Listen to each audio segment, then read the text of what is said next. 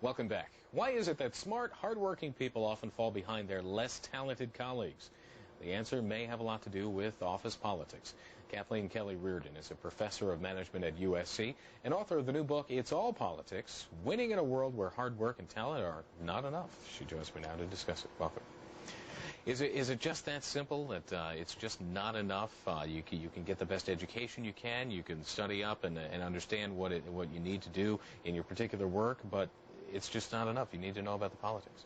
Yeah, it is just not enough. It's like resting your career on a two-legged stool.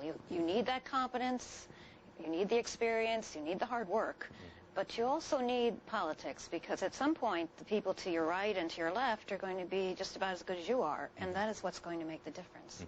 So set it up for us. How do you begin on something like this and understand how important this is? Because especially when it comes to people who are really technically involved, mathematically, engineering, they may be going into it thinking, you know, I have the best preparation possible for my particular field, and then find themselves facing these hurdles.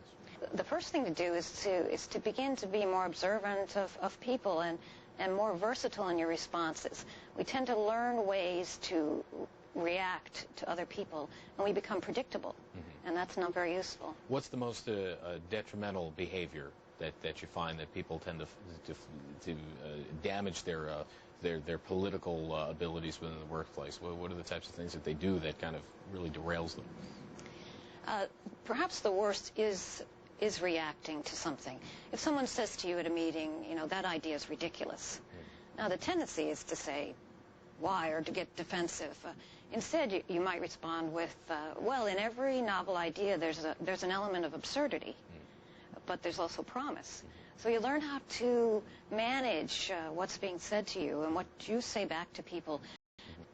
It's like a building block. Every conversation that you have, every interaction is a building block towards your career. Now, you interviewed a lot of people for this book, and you also did case studies of certain companies that you found interesting tidbits out of. Give me an example of something you learned from the study that you did before writing this. Well, what I've learned constantly is that people will tell you that they aren't political. The first thing, when I sit down with somebody to interview them, they say, well, I'm not really all that political, I'm not into politics.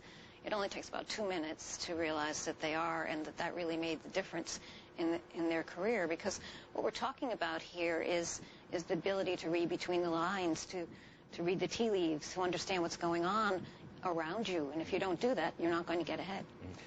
What if somebody would say, well, that could be manipulation as well within the workplace, and certainly there are manipulative people in just about every work environment there is. How do you draw the line between being manipulative and being politically savvy and motivated and working toward the best for yourself as well as your organization? You have to have a political compass. You really have to know where's the line for you. And there's a good deal of evasion and deception out there every day, because we teach even our children not to say what they're really thinking. So you have to decide how far you're going to go. You took a look at some corporate environments as well. Nokia is one you mentioned. Guidant is in there. Tell me about some of what you learned from. Right. Some very good companies, and yet all companies, no matter how good they are, they'll have pockets of political pathology. They'll have people that are desperate to get ahead and will do things to try to What'd you learn about the way Nokia is set up and as it relates to office politics? Well, Nokia and Mars and a number of other companies are really endeavoring to keep the amount of negative politics as low as they possibly can. Well, that means you don't reward it. I mean, you don't reward people for stepping all over each other to get to the top. What you do reward is intelligence and cleverness and having that intuition, much like a basketball player who knows where to shoot that three-pointer. And the rest of us, you know, are just throwing the ball at the basket most of the time. Does it also help if you're in a company situation like Mars, originally a family company, is setting things up with an original base that allows you to attract the kind of people who are going to do the things that you want them to do within the workplace, and really setting those up so people don't find themselves in a manipulative role as opposed to a politically savvy role? Right. Well, one of the best things to do is I worked with Pfizer a while ago developing a program on positive politics. Rather than deny politics or attempt to stamp it out, What companies should be doing is educating themselves and saying, okay, well, what kind of climate do we want to have here? And how do we go about creating it by getting the people that are very visible right from the top doing the things we say we want? What are some of the lessons that you try to put in place at Pfizer?